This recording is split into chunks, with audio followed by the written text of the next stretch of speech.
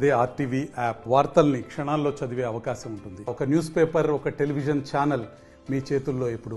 ఏదైతే కేసీఆర్ మానస పుత్రిక చెప్పున్నటువంటి కాళేశ్వరం ప్రాజెక్టుకు సంబంధించి ఇప్పటికే తెలంగాణ రాష్ట్ర ముఖ్యమంత్రి రేవంత్ రెడ్డితో పాటు వివిధ మంత్రులంతా కూడా ఇక్కడికి రావడం జరిగింది. పూర్తిగా మనం చూడొచ్చు, పిల్లర్ నెంబర్ 20ని పరీక్షిస్తా ఉన్నారు. ఇక్కడ 20కి సంబంధించినటువంటి పిల్లర్ పూర్తిగా డ్యామేజ్ అయింది.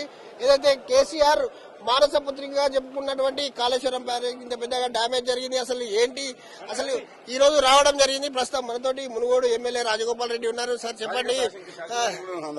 నేను ఈ రోజు ముఖ్యమంత్రి గారు, మీ మంత్రివర్గము, మా శాసనసభ్యులు అందరం కూడా ఈ రోజు ఈ కాళేశ్వరం ప్రాజెక్టులో కూలిపోయిన ఈ ప్రాజెక్టు ఏదైతే ఉందో మేడిగడ్డ దీని గురించి బ్యారేజ్ నుంచి విజిట్ చేసేందుకు రావడం జరిగింది. నిజంగా దుర్మార్గమైన ముఖ్యమంత్రి ఆ రోజు డబ్బుల కోసం అని చెప్పి తుమ్మిడి హట్టి దగ్గర నుంచి గ్రావిటీ కెనాల్ ఏదైతే కాంగ్రెస్ పార్టీ ప్రభుత్వం ఆనాడు ప్రాణహిత చేవెల్లా అని చెప్పి బాబాసాహెబ్ అంబేద్కర్ పేరు మీద అది గ్రావిటీ తోటి ఎల్లంపల్లికి పోయే వాటర్ ని తుమ్మిడి హట్టుని కాదని మహారాష్ట్ర గవర్నమెంట్ ఒప్పించి ఆ రోజు అక్కడ కట్టాల్సిన బ్యారేజ్ ని మేడిగడ్డకు షిఫ్ట్ చేసింది. ఈ షిఫ్ట్ చేసిన బ్యారేజ్ కేవలం డబ్బుల కోసం అని చెప్పి డిజైన్ లోపం తొందరగా direct without any geological correct surveys గిట్లా చేయించకుండా కట్టమని కూలిపోయింది. నిజంగా చెప్తున్నా, ఈ రోజు రాష్ట్రం కాదు మొత్తం దీని దేశంలోనే ఇటువంటి ముఖ్యమంత్రి, దుర్మార్గమైన ముఖ్యమంత్రి ఎవరు ఉండరు. నేను చెప్తున్నా, దీనికి బాధ్యత వహించాల్సింది కేసీఆర్ గారే, మాజీ ముఖ్యమంత్రి.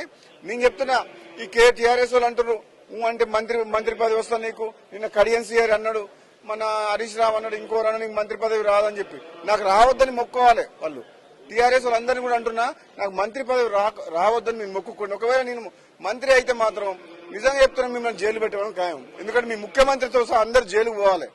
ఈ దుర్మార్గమైన చూసిన తర్వాత ఏ ఒక్క వ్యక్తి కూడా ఈ కేసీఆర్ చేసిన తప్పు, ఇంత పెద్ద తప్పుని పనిష్మెంట్ ఇవ్వాలి అని అంటారు తప్పితే, చట్టరీత్యా మన ప్రజాధనాన్ని లూటి చేసిన కేసీఆర్ కు తప్పకుండా ఈ అవినీతిలో భాగం ఉన్నది.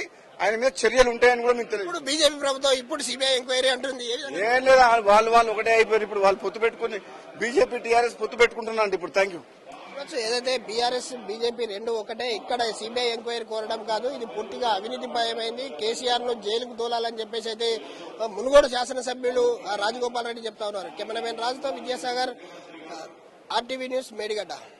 మరిన్ని వీడియోస్ కోసం ఛానల్ ని సబ్స్క్రైబ్ చేయండి. లేటెస్ట్ అప్డేట్స్ కోసం వాట్సాప్ ఛానల్ ని ఫాలో చేయండి. అండ్ లింక్ డిస్క్రిప్షన్ లో ఉంది.